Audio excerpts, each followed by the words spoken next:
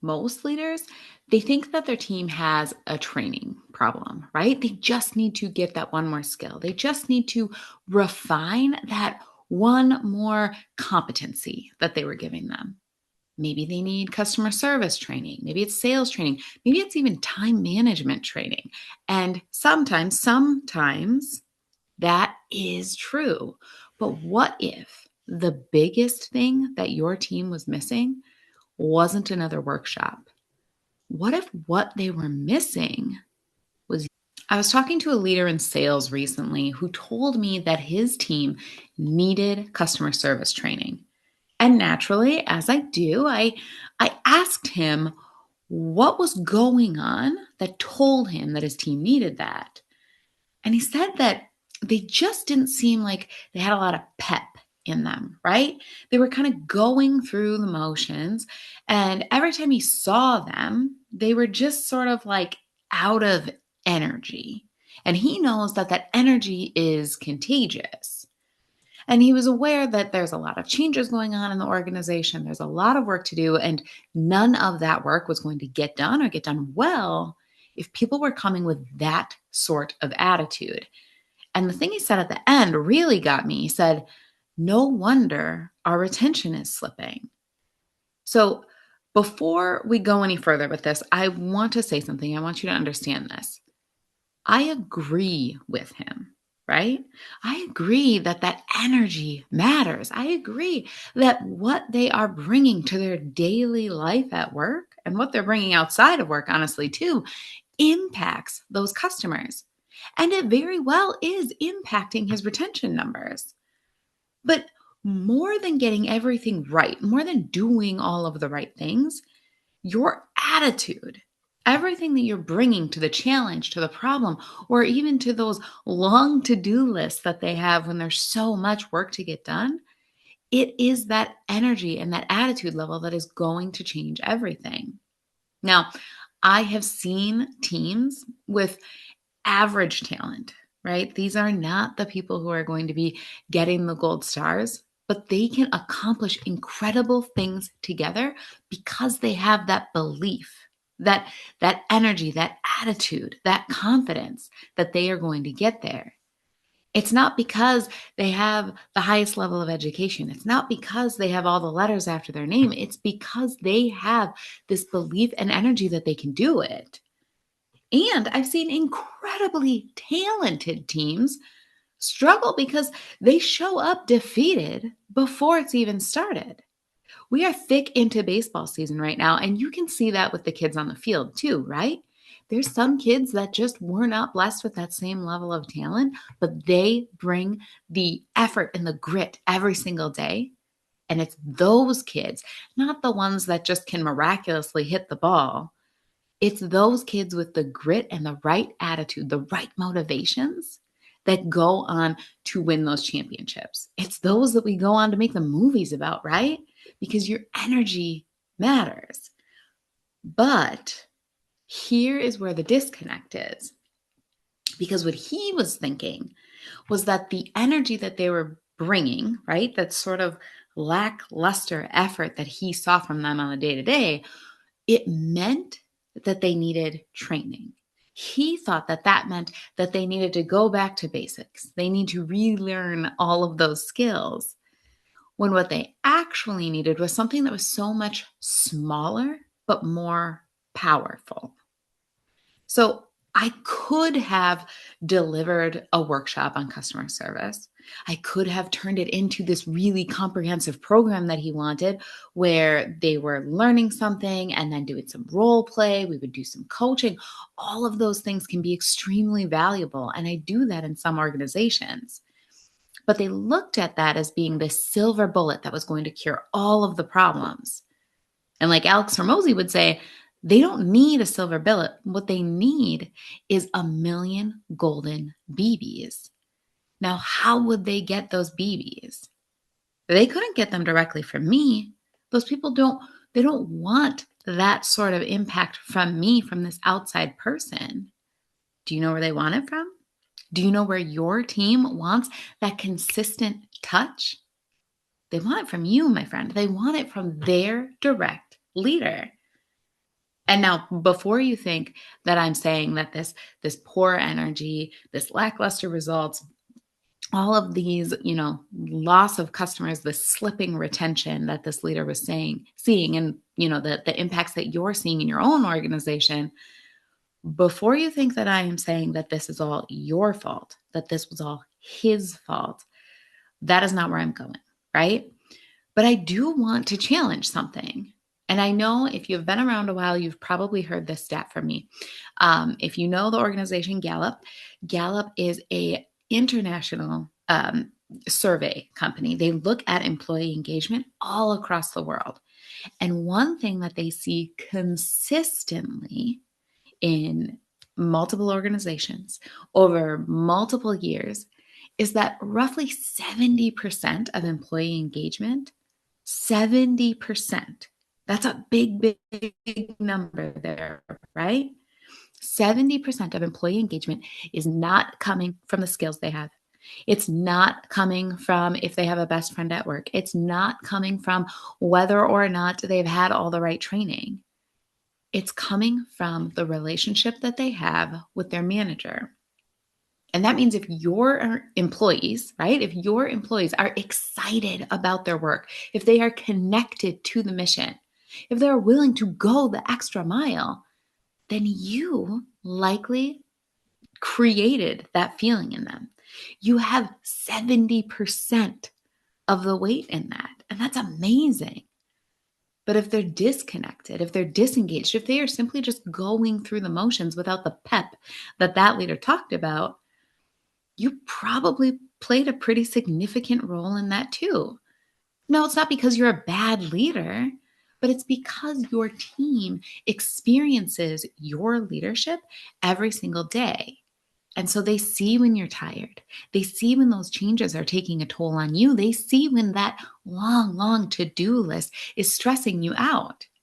And that energy that you bring to it is the energy that they take. And the energy that they take becomes the energy that they bring into those customer situations, right? It becomes the energy that they bring into every single part of their day. And here's the mistake that I see leaders making all the time. They think that their team is the one that needs to be fixed because they're the ones that are customer facing, or they're the ones that are prospect facing, right? But what they really need is them. What your team really needs is you. Not more of your time, not more micromanaging, not more involvement necessarily, but they need more leadership from you. Because let's face it, most employees, they aren't waking up wondering how they are going to provide better customer service today. That's just not a thing that they're thinking about. But they might be laying awake at night thinking about if what they're doing, what they're spending 8, 9, 10 hours a day working on, if it matters. That's something they're thinking about. And that is where you get to make the biggest impact, right? Okay, and that brings me to the first point that I want to bring to you on what your team actually needs from you. They need to know how what they do every single day impacts the goals. One of the quickest ways to drain energy from a team is to disconnect their work from the outcomes. And that is exactly what that sales leader was doing. They weren't connecting the dots for the team. They were sort of looking at it in these silos, right? You need to smile while you're on the phone so that people can hear that excitement in your voice. And that's lovely. But if they don't understand, if your employees don't understand how that smile on the phone actually impacts retention, they're not going to stick with it for the long term. If they don't understand why they're making the calls, why they're entering the data, why they are following the process, it just becomes mechanical. And that is the lack of pep that we're talking about here, right? Because mechanical work creates mechanical employees. And mechanical employees, as great as AI is not what you're looking for, right? And you can feel it as soon as you walk into an office. They're doing the job, they're just not connected to it. And as the leader, one of your responsibilities is just to connect those dots for people to help them understand here's where we're going, right? This is the goal. Here's the basket that we're trying to shoot, and here's why it matters. So maybe it's to protect your customers. Maybe you're in the insurance world and you need to protect your customers and their dreams, their homes, right? Everything that's important to them. And how does every single thing that your sales team, your customer service team, your IT team do to support that mission and goal? That's the connection you need to make for them. You need to help them see how what they're doing today helps us, helps you as an organization get to that goal, because people are willing to work hard for a purpose, right? People want, especially in this day and age, when we talk about the younger millennials, when we talk about Gen Z being in the workforce, they are willing and excited to work towards a purpose, but they need to know how what they're doing, even if it's just data entry, even if it's just pushing a broom, they need to know how that is helping push the mission forward. There's this great story about JFK walking through NASA. This is before anyone had ever been on the moon, right? And so he's walking through and he runs into the custodian, and he's just, doing his daily job. He's just sweeping the floor. And JFK says to him, "What do you do here? What's your job?" And he says, "Well, Mr. President, I am here helping put a man on the moon." Could you imagine the pride and the intensity that this custodian would do his job with when he knows that the work that he's doing is advancing the space mission? Now imagine if your people had that same level of connection and devotion to the work that they're doing to attain this goal that your organization has, but you have to help them bridge that gap. You have to help them. And the next thing that they need, in addition to understanding how what they're doing everything or what they're doing every day is impacting everything that you're trying to achieve, is having just crystal clear expectations on what good looks like in those things. Most leaders think that they have communicated expectations. I have not met a leader yet who just freely admits that they did not share what the expectations are with people. But that does not mean that people understand what the expectations are, because saying something and creating clarity, those are two very different things. Let me say that again for you. Saying something and creating clarity are two very different things. So if your team is inconsistent, sometimes they do it okay, sometimes they don't. If they're hesitant, right? They do the work, but they're always kind of looking over their shoulder. Or if they're constantly coming back to you with questions, then there is a good chance that they don't fully understand what success looks like. And people cannot confidently execute expectations that they don't fully understand. So think about how much energy gets wasted when they are constantly worried about, am I doing this right? When they are constantly thinking, is this what my boss wants of me? Should I be handling this different? What happens if I screw up? Am I just automatically going to lose my job? When they have clarity, that creates confidence. They can step forward because they know exactly where they're supposed to be going. And that confidence, that step forward, that is the action you are trying to create, right? And that action is going to create momentum. Once they can take that first step forward, they're just going to keep following it and marching down the path that you have created for them. So they get that momentum, and that momentum is going to give them energy. They took their first step because they were confident. And that just snowballed into them completely taking on their role with so much pride that they are sitting up a little bit taller. They are smiling on that phone a little bit more. And suddenly it's not that there was a skill gap. It's that they finally realized that they are the ones who are going to take those customers to the next level. And that's where so many training programs actually miss the mark because we're spending all of our time teaching people what to do, right? We're teaching them to smile. We're teaching them to greet people, answer the phone this way, handle the objections this way, right? Handle the problems this way, respond to emails that way. But we never explain why it matters, why it leads us to success. And if people don't understand why something matters, they're only going to do it the first, like right when you ask, or when you're standing over their shoulder watching. So the best leaders, they're not just teaching behaviors, they're actually creating belief. They are instilling that feeling deep in their employees' chests, right? They are installing that software into their brain so that they still want to continue to do the work and do it well, even when no one is watching. They help employees understand the impact that they're having on customers, on teammates, and on the business as a whole. They can make that work meaningful, and meaningful work goes back to that whole cycle of creating energy. Am I right?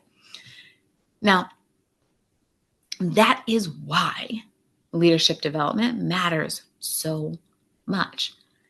Not because as a leader you need another certificate, not because you need a few more letters after your name, but because your team can't consistently receive something from you that you don't consistently create in yourself. And if you can't connect the work to purpose, your team isn't going to either. If you can't communicate clearly, your team isn't going to have the clarity that they need. And if you can't explain why something matters, your team won't actually believe that it matters. So investing in yourself as a leader, asking for the funds from the company to put into growing your leadership, that isn't selfish. That isn't you kind of hoarding it for yourself to move up the line. It is one of the most generous investments that you can make because every skill that you develop becomes something that your team experiences. Every communication skill that you gain becomes just a handful of those golden BBs that are hitting them every single time. Every mindset shift that you get is another group of golden BBs that your employees are getting. Every leadership lesson, every difficult conversation that you can navigate better. It's just this consistent outpouring of golden BBs that are going to matter so much more than any silver bullet training could. And your team is the one that gets the benefit. So if you're looking at your team and you're thinking, man, they need some training, pause for a second. Just take a breath and ask yourself a different question. What does my team need from me that they aren't getting today? What does my team need from me that they aren't getting today? Because sometimes they do need training, but more often than leaders realize, they need something far more powerful. They need their leader. They need you. And when the leader gets better, the team will follow. All right. I hope that this was helpful for you today. And if it is something that you are ready to invest in yourself, to have that outpouring of golden BBs for all of your team, then I want you to click the link below so that we can talk about what would be possible with that investment in you as a leader. And if you know a leader who could use this message, then just share it with them so that we can spread the word a little more. I will see you in the next one.